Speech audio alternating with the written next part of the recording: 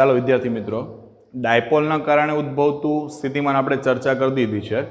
હવે next topic આપણે જે ભણવાના છીએ એ વિદ્યુતભાર એમના તંત્ર વડે, અત્યાર સુધી આપણે જે ચર્ચા કરી હતી એમાં કોઈ સિંગલ વિદ્યુતભારની વાત હતી અથવા તો બે વિદ્યુતભારની વાત હતી, પણ હવે વિદ્યુતભાર એનું કોઈ આપણે તંત્ર લઈએ અને એ તંત્રના કારણે ઉદ્ભવતું સ્થિતિમાન છે એ આપણે ચેક કરવું છે, કેટલું સ્થિતિમાન મળશે.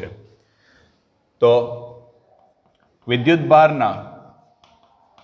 વિદ્યુતભારોના તંત્ર વડે ઉદ્ભવતું સ્થિતિમાન. વિદ્યુતભારના તંત્ર એના વડે, તંત્ર એટલે પહેલા શું એ તમને ખ્યાલ આવવો જોઈએ. અહીંયા શબ્દ છે આપણી પાસે તંત્ર. તંત્ર એટલે દોસ્તો એવું કહી શકે બે અથવા બે કરતા વધારે વિદ્યુતભારો જ્યારે ભેગા થાય તો એના દ્વારા જે રચના તૈયાર થાય એ રચના એને કહી શકીએ આપણે તંત્ર.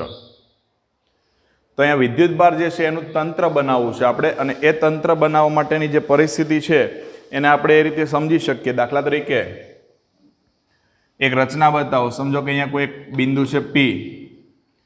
બિંદુ પી એની કમ્પેરમાં અલગ અલગ આપણે ઘણા બધા વિદ્યુતભારને જો ધ્યાનમાં લઈએ તો Q1, Q2, Q3,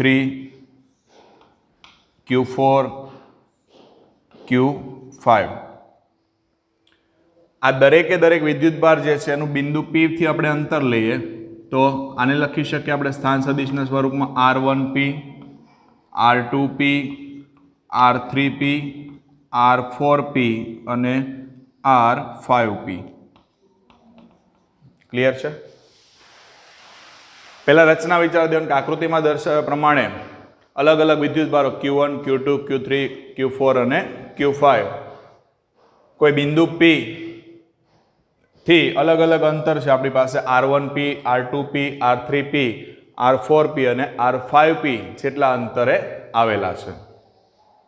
કોઈ એક વિદ્યુતભારને પહેલા લઈ લઈએ આપણે Q1.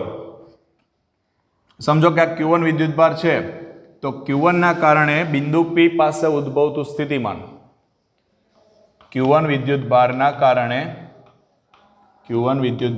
કારણે બિંદુ P પાસે ઉદ્ભવતું સ્થિતિમાન. ચાલો ઉદ્ભવતું સ્થિતિમાન આપણે ધ્યાનમાં લઈએ તો એને આપણે કહી દઈએ V1. સ્થિતિમાનનું સૂત્ર આપણને ખબર છે. સ્થિતિમાનનું સૂત્ર શું? V બરાબર KQ/R. ચાલો એ કન્ડિશન પ્રમાણે લઈએ તો KQ1/R1P. R1P શું દર્શાવશે તો કે બિંદુ P નું Q1 થી અંતર. R1P શું દર્શાવે? R1P બરાબર તો કે બિંદુ P નું વિદ્યુતભાર Q1 થી અંતર બતાવશે. એ રીતના R2P, તો R2P શું દર્શાવે? બિંદુ P નું R2 થી અંતર, R3 થી અંતર, R4 થી અને R5 થી. ક્લિયર છે? ચાલો એ રીતના Q2 વિદ્યુતભારના કારણે બિંદુ P પાસે ઉદ્ભવતું સ્થિતિમાન લઈએ. સેમ સૂત્ર મળશે આપણને. ઉદ્ભવતું સ્થિતિમાન જે છે V2 બરાબર KQ2/R2P લખાય. હવે R2P શું છે તમને ખ્યાલ આવી જશે. બિંદુ P નું ક્યાંથી અંતર લેવાનું છે? Q2 વિદ્યુતભારથી અંતર. આ રીતના બધા જ મળશે તમને 3, 4 અને 5. માનો કે આવા n વિદ્યુતભાર છે. આવા કેટલા વિદ્યુતભાર છે? n વિદ્યુતભાર છે. તો આ n વિદ્યુતભારના કારણે ઉદ્ભવતું સ્થિતિમાન લઈ અને હું એનો સરવાળો આપી દઉં તો n વિદ્યુતભારના તંત્ર વડે ઉદ્ભવતું સ્થિતિમાન. ચાલો n વિદ્યુતભાર એનું તંત્ર લઈએ. તંત્ર વડે ઉદ્ભવતું સ્થિતિમાન, કુલ સ્થિતિમાન V1 plus V2 plus V3 up to ક્યાં સુધી જઈ શકે દોસ્તો? Vn સુધી. ચાલો V1 કેટલા મળ્યા છે? KQ1/R1P plus KQ2/R2P plus KQ3/R3P. એ રીતના ક્યાં સુધી લઈ જવાનું? KQN/RNP ચલો દરેકમાં કોમન શું છે? કે કોમન છે. દરેકમાંથી કે ને બહાર કાઢીએ આપણે. કૌંસમાં આવશે Q1 છેદમાં R1P, Q2 છેદમાં R2P, Q3 upon R3P up to ક્યાં સુધી જઈ શકાય? Qn ના છેદમાં RnP. ચલો આ સૂત્ર તો થયું બહુ આમ લાંબુ ઘણું બધું લાંબુ સૂત્ર થાય, આપણે એટલું બધું નથી લખવું. તો આ બધાનો સરવાળો છે, દરેકનો સરવાળો છે એટલે આપણે એને સમેશન સ્વરૂપે બતાવી શકીએ. સમેશન લઈ લો તો કે સિગ્મા, કોમન વસ્તુ શું છે? ક્યુ નીચે આર, ક્યુ આર એ રીતના કોમન છે તો આ લખી દઈએ આપણે ક્યુ ના છેદમાં આર. હવે બંનેમાં જો અહીંયા 1 છે તો અહીંયા 1 છે, 2 છે તો 2, 3 તો 3, એટલે એના માટે કોઈ એક સફિક્સ લઈ લઉં આઈ. પછી બધામાં પી તો છે જ એટલે અહીંયા પી લખી દઉં છું. એટલે એનો મતલબ શું થયો? તમારે આઈની વેલ્યુ ચેન્જ કરવાની. અહીંયા હું લઈ લઉં છું આઈ બરાબર ક્યાંથી સ્ટાર્ટ થાય? 1 થી ક્યાં સુધી છે? n સુધી. તો આઈ ઇક્વલ ટુ 1 to n. એટલે તમે પહેલા આઈ બરાબર 1 મૂકશો એટલે અહીંયા મળશે Q1 છેદમાં R1P. પછી સિગ્મા લાગલે વચ્ચે પ્લસ આવશે, 2 મૂકો Q2 છેદમાં R2P. એ રીતના અપ ટુ n સુધી ચાલે. હવે કદાચ કોઈને એમ તે મારે પી બિંદુ નથી લેવું તો બીજું કોઈ પણ બિંદુ લઈ શકાય, તો એના માટે પણ સફિક્સ તમે લઈ શકો. અહીંયા ખ્યાલ આવશે. એટલે આ થઈ ગયું આપણું વિદ્યુતભાર એના તંત્ર વડે ઉદ્ભવતું વિદ્યુત સ્થિતિમાનની ચર્ચા. બહુ સિમ્પલ થિયરી છે. આપણને સિંગલ એટલે કે બિંદુવત વિદ્યુતભાર માટે સ્થિતિમાન આવડે છે. જો બિંદુવત વિદ્યુતભારનું સ્થિતિમાન આપણને ખ્યાલ હોય તો પછી બસ બિંદુવત લઈ જ દેવાના છે ને. આપણે સિંગલ લીધા એનો મતલબ શું થયો? બિંદુવત જ થયો. Q1 ના કારણે, Q2 ના કારણે એમ સિંગલ ગણી અને બધાનો શું કરી દીધો? આપણે સરવાળો કરી દીધો છે. ક્લિયર છે? નેક્સ્ટ આપણે શીખવાના છીએ રેખીય વિદ્યુતભાર ઘનતાની વાત કરી હતી આપણે પહેલા ચેપ્ટરમાં. પૃષ્ઠ વિદ્યુતભાર ઘનતા હતી અને કદ વિદ્યુતભાર ઘનતા હતી. તો એમના કારણે કેટલું સ્થિતિમાન ઉત્પન્ન થાય છે એને આપણે ધ્યાનમાં લઈએ. રેખીય વિદ્યુતભાર ઘનતા, ચાલો રેખીય છે તો એના ઉપર કેટલો વિદ્યુતભાર કવર થાય એ આપણને ખ્યાલ હોવો જોઈએ. તો એના માટે આપણી પાસે રેખીય વિદ્યુતભાર ઘનતા એટલે લેમડા બરાબર લખાય lambda is equal to Q by L. તો Q is equal to lambda into L થાય. વીજભાર સૂક્ષ્મ, સમજો કે અહીંયા સૂક્ષ્મ આપણે લંબાઈ લઈએ તો વિદ્યુતભાર પણ કેવો થાય? સૂક્ષ્મ થાય ને. એટલે dq બરાબર લેમડા dl લખી. ચાલો તો આના કારણે ઉદ્ભવતું સ્થિતિમાન લઉં એટલે સ્થિતિમાન મળે dv બરાબર k dq અપોન R1P જે હતું આપણે RIP લઈએ. બધાનું જોઈએ છે ટોટલ લેવું છે એટલે સંકલન કરશો એટલે dv નું સંકલન થઈ જશે v ઇન્ટિગ્રેશન અહીંયા L આવશે રેખા સંકલન k dq અપોન R1P અથવા RIP. ચાલો k અચળ રહેશે, dq બરાબર શું આવશે? લેમડા dl છેદમાં RIP છે. RIP જે RIP એટલે શું? તો મોડ તમે લખી શકો ને, મોડ સદિશ RP minus RI, RP minus RI અથવા RI માઇનસ IP. મોડ જ લેવાનો છે ને. મોડ લેશો એટલે વેલ્યુ તમારી શું થશે? પોઝિટિવ જ આવશે. એટલે આ શું બતાવે? બે સ્થાન સદિશ વચ્ચેનો તફાવત બતાવશે. ક્લિયર છે? એટલે આ રેખા માટે થઈ ગયું. ચાલો એવું જ કોના માટે થાય? પૃષ્ઠ વિદ્યુતભાર ઘનતા. પૃષ્ઠ વિદ્યુતભાર ઘનતા લેશો હવે તમને સિમ્પલ રીતે ખબર પડે. ડાયરેક્ટ અહીંથી આપણે પહેલા વિચારો લેમડાની જગ્યાએ શું હતું? ત્યાં સિગ્મા બરાબર શું આવે? Q by A. તો Q બરાબર સિગ્મા ઇન્ટુ A, તો dq બરાબર સિગ્મા ઇન્ટુ dA લખાય. હવે ડાયરેક્ટલી તમે સૂત્રમાં લઈ લો તો સંકલન જ કરીને લઈએ છીએ. ઇન્ટિગ્રેશન સરફેસ આવશે અહીંયા k dq અપોન RIP. કે અચળ બહાર નીકળી જશે. સરફેસ dq બરાબર સિગ્મા ઇન્ટુ dA છેદમાં RIP. અને દોસ્તો આવી જ એક પરિસ્થિતિ કોના માટે થાય? કદ વિદ્યુતભાર ઘનતા. કદ વિદ્યુતભાર ઘનતાને કેના વડે દર્શાવાય? રો. તો rho is equal to Q by V, તો Q is equal to rho into V, dq બરાબર રો ઇન્ટુ dV. લઈ લો ચલો અહીંયા. આ V એટલે કદ છે ને આ V એટલે સ્થિતિમાન છે. ઇન્ટિગ્રેશન કદ આવશે volume K dq upon RIP, K અચળ ઇન્ટિગ્રેશન રો dV ના છેદમાં RIP. એટલે આ ત્રણેયના કારણે મળતું સ્થિતિમાનની વાત થઈ ગઈ. પછી પહેલા ચેપ્ટરની અંદર આપણે વાત કરી હતી કવચ માટેની. કવચ એની અંદર, કવચની બહારની વાત થઈ હતી, યાદ છે? હવે એ જ પરિસ્થિતિને આપણે વિચારીએ કવચ એની અંદર અને બહારના ભાગમાં સ્થિતિમાન. કવચની અંદર અને બહારના ભાગમાં મળતું સ્થિતિમાન. ચાલો, કવચ એની અંદર અને બહારની જો પરિસ્થિતિ વિચારીએ આપણે, તો સમજી લો હું તમને એમ કહું આ એક કવચ છે. પહેલા ચેપ્ટરમાં કવચ શું છે આપણે સમજાવી દીધું છે. કવચ એટલે આપણા માટે એક બહારથી રક્ષણ આપી શકે, પ્રોટેક્શન આપી શકે, એ માટેની રચના કહેવાય શિલ્ડ. હવે આ કવચ છે એ કવચ એના કેન્દ્ર ઉપર વિદ્યુતભાર મૂકેલો છે, સમજો આ રીતે. બરાબર, કવચ એના કેન્દ્રમાં વીજભાર છે. હવે એ પરિસ્થિતિની અંદર આપણે બે વસ્તુ વિચારવી છે. એક કવચ એની બહારના ભાગમાં વિચારવું છે અને બીજું કવચની અંદરના ભાગમાં વિચારવું છે. તો હવે પરિસ્થિતિને સમજશો તો અત્યારે ખાલી કવચને હું ધ્યાનમાં લઉં. સમજો કે આ કવચ છે, કવચ એની બહાર અને કવચની અંદર. તમે વિદ્યુતભાર મૂકશો તો એ વિદ્યુતભાર જમા ક્યાં થશે? કવચની સપાટી પર જમા થાય. બહારથી તમે જે વીજભાર ગોઠવો છો એ ક્યાં જમા થશે? કવચની સપાટી પર. તો આવી પરિસ્થિતિમાં તમે બહારના ભાગમાં વિચારો છો, બહારના ભાગમાં, તો બહારના ભાગમાં તમારે આ રીતના કોઈ ગૌસિયન પૃષ્ઠ જેવી રચના વિચારતા હતા આપણે પહેલા ચેપ્ટરમાં. તો આનો મતલબ શું થયો કે ભાઈ સમગ્ર વિદ્યુતભાર છે એ જાણે કે કવચ એના કેન્દ્ર ઉપર કેન્દ્રિત થયો હોય એ રીતના ગણી શકાય. કારણ કે આ કવચ છે એની કમ્પેરમાં પૃષ્ઠ કેવું હશે? મોટું હશે.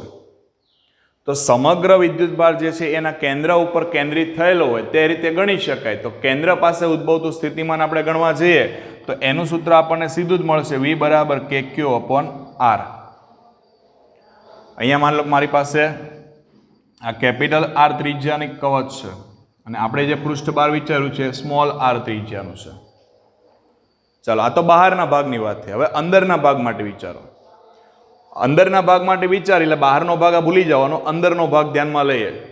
પણ અંદરના ભાગમાં તો કોઈ વિદ્યુત ક્ષેત્ર છે નહીં. કારણ કે તમે જે વીજભાર ગોઠવો છે એ તો ક્યાં જમા થયો છે? સપાટી પર. અંદર તો વીજભાર જઈ શકતો નથી. ખ્યાલ આવે છે? એટલે અંદરના ભાગમાં કોઈ વિદ્યુતભાર છે નહીં. વિદ્યુતભાર નથી એટલે વિદ્યુત ક્ષેત્ર નથી. વિદ્યુત ક્ષેત્ર નથી એટલે વીજભારને તમારે એક જગ્યાએથી બીજી જગ્યા પર લઈ જવો હશે તો કોઈ કાર્ય કરવાની જરૂર પડતી નથી. કારણ કે વિદ્યુત ક્ષેત્ર નથી તો કરવું પડતું કાર્ય કેટલું? 0.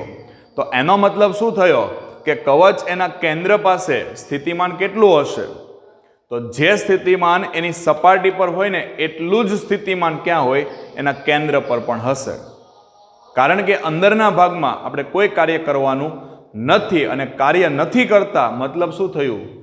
સ્થિતિમાનમાં કોઈ ફેરફાર આવવાનો નથી. તો કેન્દ્ર પાસે કેટલું સ્થિતિમાન હોય? તો કે કેન્દ્ર પાસે સપાટી પર હોય સપાટી જેટલું સ્થિતિમાન હશે. બરાબર, સપાટી જેટલું સ્થિતિમાન હોય છે. સપાટી પર કેટલું સ્થિતિમાન? તો કે ભાઈ V બરાબર KQ upon R. Capital R છે અહીંયા તો કેપિટલ R ધ્યાનમાં લઈ લીધો છે. તમે સ્મોલ r ધ્યાનમાં લો તો સ્મોલ લઈ લેવા છે. જે પ્રમાણે આપણે વિચારી છે ત્રિજ્યા એ પ્રમાણે ધ્યાનમાં લેવાની છે. એટલે બે કોન્સેપ્ટ થશે. આ કયા ભાગમાં છે? બહારના ભાગમાં.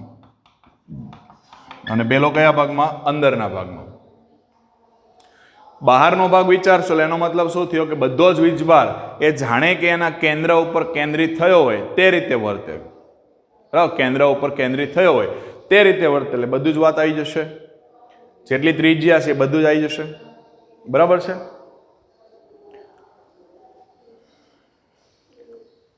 ચાલો, આ બે વસ્તુ તમને ખ્યાલ આવી ગઈ છે, વિદ્યુતભાર ઘનતા માટે અને કવચ એની અંદર અને બહારના ભાગ માટે.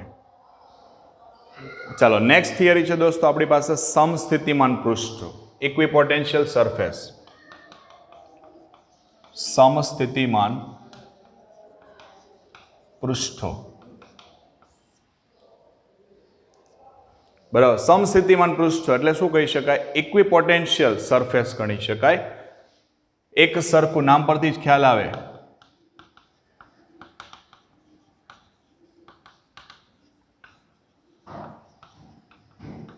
ઇક્વિપોટેન્શિયલ, સમ સરખું, બરાબર, સ્થિતિમાન એટલે સરખું સ્થિતિમાન ધરાવતા પૃષ્ઠો એને શું કહેવાય? સમસ્થિતિમાન પૃષ્ઠો.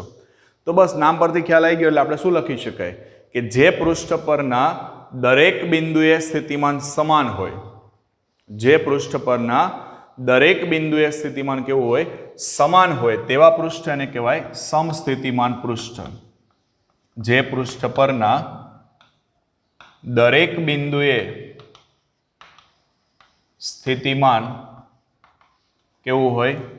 સમાન હોય, તો તેવા પૃષ્ઠને શું કહેવાય? સમસ્થિતિમાન પૃષ્ઠ કહેવાય. નામ પરથી ખ્યાલ આવી ગયો? ચાલો, સમસ્થિતિમાન પૃષ્ઠ એટલે એમ કહી શકાય કે બિંદુવત વિદ્યુતભાર જે છે ને એને ધ્યાનમાં લઈ અને દોરેલા ગોળાઓ છે, અલગ અલગ ત્રિજ્યાના દોરેલા ગોળાઓ. સમજો કે આ બિંદુવત વિદ્યુતભાર છે મારી પાસે, તો આની ફરતી બાજુએ કન્ટિન્યુઅસ બતાવી દઉં છું. આની ફરતી બાજુએ આ એક પૃષ્ઠ દોર્યું મેં, બરાબર, આ બીજું પૃષ્ઠ દોર્યું. એ રીતના તમે ત્રીજું, ચોથું, એવા ઘણા બધા પૃષ્ઠને દોરી શકશો. ચાલો, હવે વિદ્યુતભાર કયો છે? પોઝિટિવ. પોઝિટિવ ચાર્જ હોય એટલે એની ક્ષેત્ર રેખા કઈ તરફ હોય? બહારની તરફ. ખ્યાલ છે ને? તો ચેપ્ટર નંબર 1 માં શીખા છો. ધન વિદ્યુતભાર હોય તો એની ક્ષેત્ર રેખા બહારની તરફ, ઋણ વિદ્યુતભાર હોય તો અંદરની તરફ. ક્લિયર છે? એટલે આ થયું આપણું વિદ્યુત ક્ષેત્ર. બરાબર, આ તમે જોઈ શકો છો. આ બંને પૃષ્ઠો જે છે ને, બંને પૃષ્ઠો એને આપણે કેવા પૃષ્ઠ ગણશું? સમસ્થિતિમાન પૃષ્ઠ. ચલો, સ્થિતિમાનનું સૂત્ર છે આપણી પાસે V બરાબર KQ અપોન R. V બરાબર KQ અપોન R. તો આનો મતલબ શું થયો? V ચલે છે 1 અપોન R લખાય. જો R અચળ તો V પણ કેવું? અચળ. એકબીજાના વ્યસ્ત પ્રમાણમાં છે પણ એ ચેન્જ થાય તો, ન બદલાય તો અચળ જ છે. તો એનો મતલબ શું થયો કે આ જે પહેલું પૃષ્ઠ છે, આ પહેલા પૃષ્ઠના દરેક બિંદુએ સ્થિતિમાન કેવું? સરખું. બીજું પૃષ્ઠ છે તો બીજા પૃષ્ઠ પરના દરેક બિંદુએ સ્થિતિમાન કેવું? સરખું. થાય છે ક્લિયર? R અચળ મતલબ કોણ અચળ? V પણ અચળ. R અચળ ધેટ મીન્સ V પણ અચળ. ખ્યાલ આવે છે? એટલે આ પહેલું પૃષ્ઠ છે, બીજું પૃષ્ઠ છે, હજુ કદાચ ત્રીજું પૃષ્ઠ તમે ધ્યાનમાં લેવા જાઓ તો પણ આ જ પરિસ્થિતિ થાય, એમાં કોઈ ચેન્જીસ થાય નહીં. ક્લિયર છે? ચાલો, હવે આના પરથી આપણે બીજું એ પણ વિચારી શકીએ કે ભાઈ સમસ્થિતિમાન પૃષ્ઠ છે તો એ સમસ્થિતિમાન પૃષ્ઠ એના દરેક બિંદુએ આ વિદ્યુત ક્ષેત્ર જે છે ને એ લંબ રૂપે હોય, એ આપણે સાબિત કરી દઈએ. સમસ્થિતિમાન પૃષ્ઠ પરના દરેક બિંદુએ વિદ્યુત ક્ષેત્ર કેવું હોય? લંબ રૂપે. હવે તમે જે સ્થાનાંતર કરાવો છો એ સ્થાનાંતર અને વિદ્યુત ક્ષેત્ર એ બંનેની પરિસ્થિતિ આપણે વિચારી છે. બંને એકબીજાને કેવા હોવા જોઈએ? લંબ હોવા જોઈએ. તો પહેલી પરિસ્થિતિ એ વિચારીએ કે ભાઈ હું એમ તમને કહું કે પૃષ્ઠ છે, આ એક જ પૃષ્ઠની વાત કરું છું. ધારો કે પૃષ્ઠ નંબર 1 છે, તો આ પૃષ્ઠ નંબર 1 ના હું આ બિંદુ પરથી આ બિંદુ પર આવું છું. સમજો, એક જ પૃષ્ઠ પરના એક બિંદુથી બીજા બિંદુએ જઈએ તો કરવું પડતું કાર્ય કેટલું? 0. એક જ પૃષ્ઠ પરના એક બિંદુથી ક્યાં જઈએ છીએ? આપણે બીજા બિંદુએ જઈએ છીએ. તો કોઈ કાર્ય કરવું પડશે નહીં. કરવું પડતું કાર્ય 0. શા માટે 0? તો સમજો તમારી પાસે કાર્યનું સૂત્ર આવું છે, W બરાબર અથવા ડેલ્ટા W બરાબર Q ઇન્ટુ ડેલ્ટા V લખાય. કોના પરથી લીધું? V બરાબર W બાય Q એના પરથી.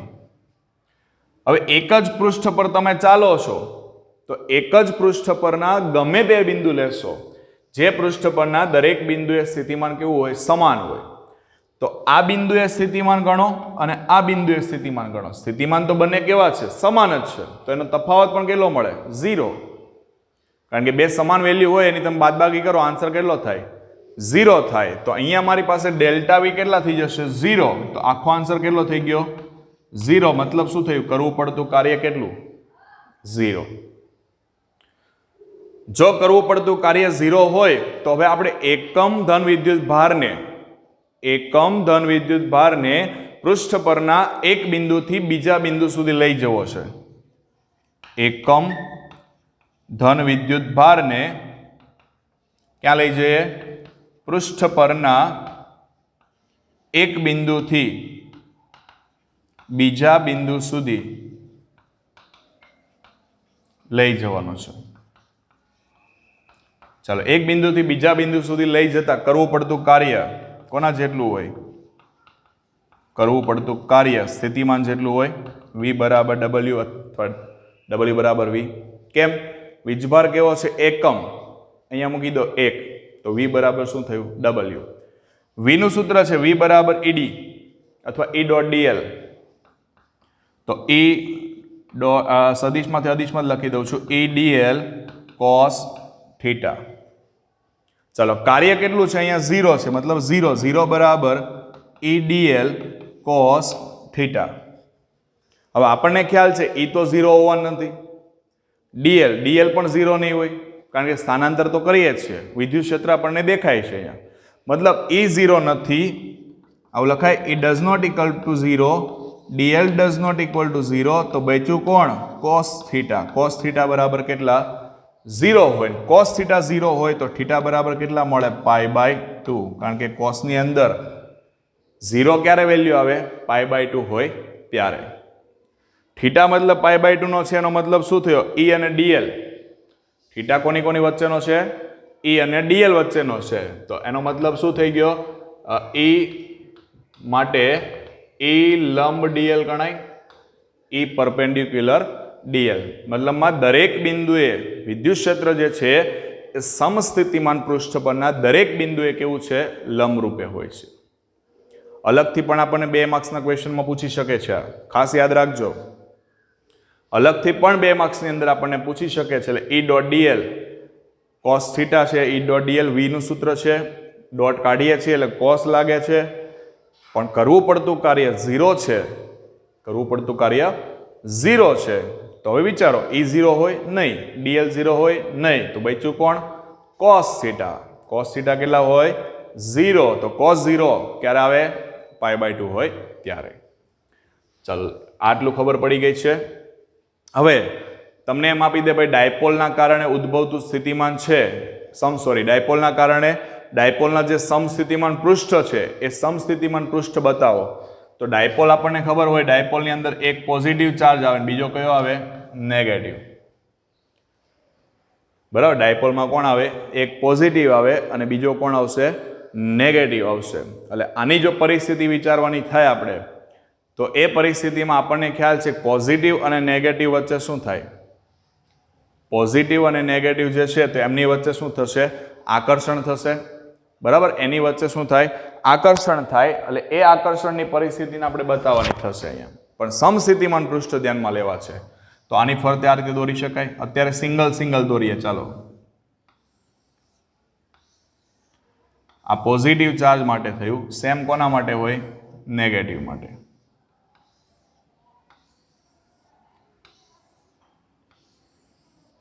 પણ આ તો સિંગલ વિદ્યુતભાર છે. ડાયપોલની પરિસ્થિતિ આપણને આપી હોય તો આ પોઝિટિવ અને નેગેટિવ વચ્ચે શું થાય?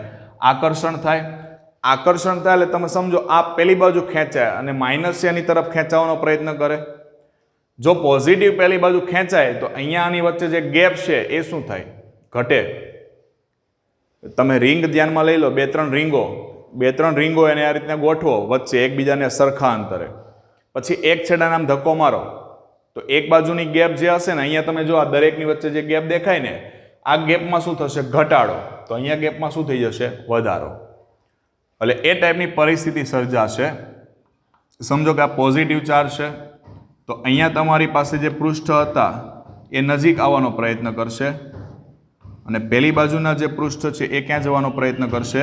દૂર જવાનો પ્રયત્ન. મતલબમાં આકર્ષણ થાય છે એના કારણે આ ટાઈપની પરિસ્થિતિ ઉદ્ભવશે. એટલે આ ટાઈપની પરિસ્થિતિ આપણે દોરી શકીએ. સેમ રીતે અહીંયા નેગેટિવ ચાર્જ છે,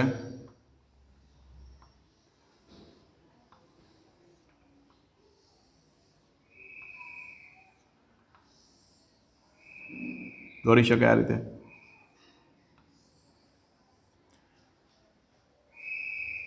બરાબર, હજી એક અહીંયા બતાવી દઉં આ રીતે. તો આ ટાઈપની પરિસ્થિતિ આપણી ડાયપોલ માટે થઈ જશે. હવે તમને કોઈ એમ કહે કે ભાઈ તમારે સજાતીય વિદ્યુતભાર માટે દોરવાનું છે. આ તો વિજાતીય હતા એટલે આ ટાઈપની કન્ડિશન થઈ. હવે સજાતીય કીધું હોય તો તમને આવડવું જોઈએ. સજાતીય વિદ્યુતભાર હોય તો શું થાય? એમની વચ્ચે અપાકર્ષણ થાય. અપાકર્ષણ થાય તો આ એકબીજાથી ક્યાં જાય? દૂર જાય. તો અહીંયા જેમ ગેપમાં ઘટાડો થયો હતો એના કરતાં ઉલટું થઈ જશે. હવે ગેપમાં શું થશે? વધારો થશે. ને આ બાજુના ભાગમાં ગેપમાં શું થઈ જશે? ઘટાડો. આવડશે દોરતા એ જાતે? ઓકે. ત્રીજી એક પરિસ્થિતિ લઈએ. ધારી લો કે આપણી પાસે આપણને જે વિદ્યુત ક્ષેત્ર આપ્યું છે એ એક્સ દિશામાં છે. તો આપણું સમસ્થિતિમાન પૃષ્ઠ કયા સમતલમાં આવશે? સીધી વસ્તુ છે, વિદ્યુત ક્ષેત્ર એક્સ દિશામાં છે તો પૃષ્ઠ હંમેશા એને કયા સ્વરૂપે હોય? લંબ રૂપે હોય. બરાબર, પૃષ્ઠ હંમેશા કયા સ્વરૂપે હોય? લંબ રૂપે. એટલે સમજો કે આ વિદ્યુત ક્ષેત્ર છે. બરાબર, એક્સ દિશામાં શું છે? વિદ્યુત ક્ષેત્ર છે. તો આપણે જે પૃષ્ઠ ધ્યાનમાં લેશું એ પૃષ્ઠ આપણે ક્યાં દોરવું પડશે? YZ સમતલમાં ધ્યાનમાં લેવું પડશે. આ રીતે ખ્યાલ આવશે? એટલે સમજો, જો આને હું ધ્યાનમાં લઈ લો, આ એક્સ અક્ષ, તો ઉપર તરફ જાય વાય અક્ષ લઈ શકાય, તો આ ઝેડ અક્ષ લઈ શકાય. એટલે સમસ્થિતિમાન પૃષ્ઠ છે એ હંમેશા વિદ્યુત ક્ષેત્રને કયા સ્વરૂપે હોય? લંબ રૂપે હોય. જો લંબ રૂપે ન હોય, કન્ડિશન બરાબર સાંભળજો, જો લંબ રૂપે ન હોય, સમજો કે પૃષ્ઠ છે એ પૃષ્ઠ એને વિદ્યુત ક્ષેત્ર લંબ રૂપે નથી, એના મતલબ આવો થયો આ રીતના 90 ડિગ્રીનો એંગલ થવો જોઈએ, એના બદલે આ રીતના કોઈ ક્ષેત્ર હોય ઉપર જતું હોય તો થીટા જેટલો એંગલ બને. જો થીટા જેટલો એંગલ બનતો હોય, સમજો કે આ તમારું પૃષ્ઠ અને આ તમારું ક્ષેત્ર, બરાબર, વિદ્યુત ક્ષેત્ર, અહીંયા થીટા જેટલો શું બનાવે છે? આ એંગલ બનાવે છે. જો થીટા જેટલો એંગલ બનતો હોય તો વિદ્યુત ક્ષેત્રના આપણને બે ઘટક મળે. કેટલા? બે ઘટક. અને આ બંને ઘટકના કારણે એક ઘટક આ બાજુ થશે ને એક ઘટક આ બાજુ જશે. તો પૃષ્ઠ એને જે સમાંતર ઘટક છે એ સમાંતર ઘટક શું કરી શકે? તો કે પૃષ્ઠ પર જે વિદ્યુતભારને આપણે ગતિ કરાવવાની વાત કરી હતી એ ગતિ કરાવી શકશે. અહીંયા આપણે એમ કીધું કે ભાઈ ગતિ કરાવવાની થાય તો કરવું પડતું કાર્ય કેટલું મળે? 0 મળશે. પણ આમાં 0 મળશે નહીં, કારણ કે વિદ્યુત ક્ષેત્રનો ઘટક મળે છે અને આ વિદ્યુત ક્ષેત્રનો ઘટક એને ગતિ કરાવશે. સમજાય છે? અહીંયા આપણે શા માટે એમ કીધું 0? સમસ્થિતિમાન પૃષ્ઠ પરના એક જ બિંદુએ થી બીજા બિંદુ સુધી આપણે વિદ્યુતભારને લઈ જવો છે તો કરવું પડતું કાર્ય આપણે શા માટે 0 કીધું? તો અહીંયા સાબિત કર્યું આપણે કે પૃષ્ઠ છે વિદ્યુત ક્ષેત્રને કેવું છે? લંબ છે. પણ માનો કે લંબ ના હોય તો શું? તો લંબ ના હોય તો કંઈક કાર્ય કરવું પડશે. તો એ કન્ડિશનમાં તમારો આન્સર 0 આવશે નહીં. ક્લિયર થાય છે? એટલે આ તમારી એક રચના થઈ ગઈ સમસ્થિતિમાન પૃષ્ઠની. બહુ સિમ્પલ રચના છે દોસ્તો. કોન્સેપ્ટ સમજવાનો, થિયરી અગત્યની છે. જે પૃષ્ઠ પરના દરેક બિંદુએ સ્થિતિમાન સમાન હોય તો એવા પૃષ્ઠને શું કહેવાય? સમસ્થિતિમાન પૃષ્ઠ કહેવાય. પૃષ્ઠની રચના બતાવી દીધી. અહીંયા બિંદુવત વિદ્યુતભાર એને ધ્યાનમાં લઈ અને પૃષ્ઠ દોરેલા છે. તો બિંદુવત વિદ્યુતભારને ધ્યાનમાં લઈને જો પૃષ્ઠ દોરવામાં આવે તો એ શું ગણી શકાય? તો કે સરખી ત્રિજ્યાવાળા ગોળાઓ દોરી શકાય. પોઝિટિવ ચાર્જ છે એટલે ક્ષેત્ર રેખાઓ કઈ તરફ હોય? બહારની તરફ. નેગેટિવ હોય તો અંદરની તરફ. અને પછી આપણે સાબિત કરી બતાવ્યું કે વિદ્યુત ક્ષેત્ર છે એ પૃષ્ઠને કેવું હોય? લંબ રૂપે હોય છે. ક્લિયર થાય છે? તો નેક્સ્ટ થિયરી છે આપણી પાસે, એ સમજો. એ છે ક્ષેત્ર અને સ્થિતિમાન. એ બે વચ્ચેનો આપણે સંબંધ લઈ આવ્યો છે. વિદ્યુત ક્ષેત્ર અને વિદ્યુત સ્થિતિમાન બંને વચ્ચેનો સંબંધ આપણે તારવવો છે. આપણને જો કે સંબંધ ખબર જ છે, V બરાબર E.D અથવા E.L, પણ એને આપણે સમસ્થિતિમાન પૃષ્ઠને ધ્યાનમાં લઈ અને તારવવો છે. ચાલો, મેં આકૃતિ દોરી દીધી છે. આકૃતિની અંદર બે સમસ્થિતિમાન પૃષ્ઠ છે, A અને B. સમસ્થિતિમાન પૃષ્ઠ એનું સ્થિતિમાન છે A અને બીજું પૃષ્ઠ છે આપણી પાસે, એનું સ્થિતિમાન B જે છે એનું સ્થિતિમાન છે V પ્લસ ડેલ્ટા V. તથા B પૃષ્ઠ જે છે, બીજું પૃષ્ઠ, એ પૃષ્ઠની અંદર અહીંયા એક બિંદુ છે P. બિંદુ P એ થી પી તરફ વિદ્યુત ક્ષેત્ર તમને એ બતાવ્યું છે. વિદ્યુત ક્ષેત્રની દિશા કઈ તરફ છે? એ થી પી તરફની દિશા તરફ. બરાબર છે. અને અહીંયા સ્થિતિમાન આપણને આપ્યું છે વી અને વી પ્લસ ડેલ્ટા વી. આ રીતની બે પરિસ્થિતિઓ આપણી પાસે છે. ચાલો, તો પહેલું કાર્ય આપણને એટલું તો ખબર પડી ગઈ છે કે ભાઈ તમારી પાસે પૃષ્ઠ એ, તો પૃષ્ઠ એ પરનું સ્થિતિમાન કેટલું? તો કે વી. બરાબર છે. પછી પૃષ્ઠ બી પરનું સ્થિતિમાન એ કેટલું છે? તો કે વી પ્લસ ડેલ્ટા વી. હવે આ જે ડેલ્ટા વી છે કદાચ પોઝિટિવ બી હોઈ શકે અથવા નેગેટિવ પણ હોઈ શકે, પણ આપણને ખબર નથી એ કેટલું છે. આપણને આઈડિયા નથી એ કેટલું છે. આપણે શું કરવું છે? તો અહીંયા જે વિદ્યુતભાર છે એ પી બિંદુથી આપણે એ તરફ લઈ આવવો છે. મતલબ વિદ્યુત ક્ષેત્રની વિરુદ્ધ દિશામાં આપણે કંઈક કાર્ય કરવું છે. કોની વિરુદ્ધમાં? વિદ્યુત ક્ષેત્ર એની વિરુદ્ધ દિશામાં આપણે કંઈક કાર્ય કરવું છે. બરાબર છે. તો વિદ્યુત ક્ષેત્રની વિરુદ્ધ દિશામાં આપણે કંઈક કાર્ય કરવું છે ને એ કાર્ય કરવા માટે આપણને ખ્યાલ છે કે એકમ ધન વિદ્યુત ભારને આપણે પી બિંદુથી પૃષ્ઠ એ એના પર લઈ આવવો છે. તો વિદ્યુત ક્ષેત્રની વિરુદ્ધમાં જવું પડશે. તો લખી શકાય ને એકમ ધન વિદ્યુત ભારને પી બિંદુએથી અહીંયા ઓ બિંદુ લઈ લઉં છું. ઓ બિંદુ સુધી ક્ષેત્રની વિરુદ્ધ દિશામાં લઈ જતા કરવું પડતું કાર્ય.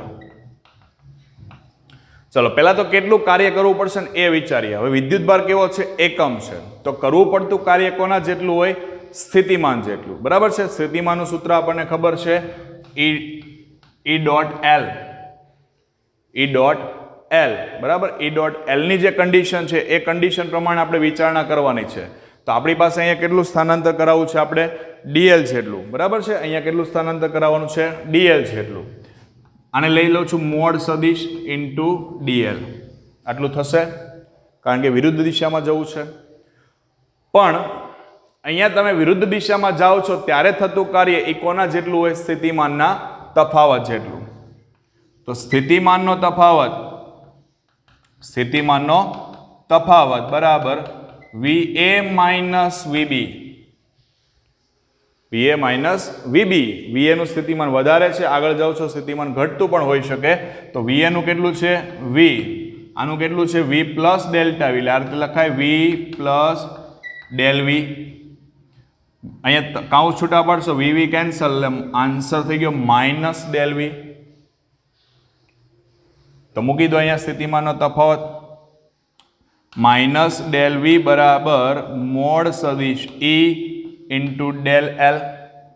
ડેલ એલ એને લઈ લો નીચે, એટલે મોડ સદિશ E બરાબર minus del V upon del L. પણ જો આપણે અહીંયા મૂલ્ય જ પસંદ કરવું છે તો મૂલ્ય પસંદ કરી આ રીતે લખી શકાય, મોડ સદિશ E બરાબર mod del V upon mod del L. ખ્યાલ આવશે? આ મૂલ્ય લીધું છે આપણે એટલે માઇનસ નિશાન નીકળી જશે. તો આપણી પાસે સૂત્ર તો એ જ છે ને, V બરાબર E ઇન્ટુ એલ. હવે આના ઉપરથી આપણે શું કહી શકીએ? તો આના ઉપરથી આપણે એમ કહી શકીએ કે ભાઈ પહેલી વસ્તુ એ છે જો કે જે દિશામાં અંતર એના વધારા સાથે સ્થિતિમાનનો તફાવત શું થતો હોય? ઘટતો હોય. ત્યાં વિદ્યુત ક્ષેત્ર કેવું હોય? મહત્તમ હોય. અંતરના વધારા સાથે સ્થિતિમાન શું થવું હોય? સ્થિતિમાનનો તફાવત છે એ શું થતો હોય? ઘટતો હોય. તો ત્યાં તમારું ક્ષેત્ર કેવું હશે? મહત્તમ હશે. એટલે આ પહેલી બાબત કે જ્યાં અંતરના વધારા સાથે સ્થિતિમાન નો તફાવત શું થાય? ઘટતો હોય. તો ત્યાં ક્ષેત્ર કેવું હોય? મહત્તમ. ફરી પાછું સમજજો, ડીએલ વધે, ડીએલ નો વધારો થાય ત્યાં સ્થિતિમાનમાં શું થાય? ઘટાડો થાય. એટલે ઘટાડો એટલે માઇનસ માઇનસ પ્લસ થઈ ગયું. તો ક્ષેત્ર કેવું મળશે? મેક્સિમમ મળશે. બરાબર. એટલે આ પહેલી શરત થઈ.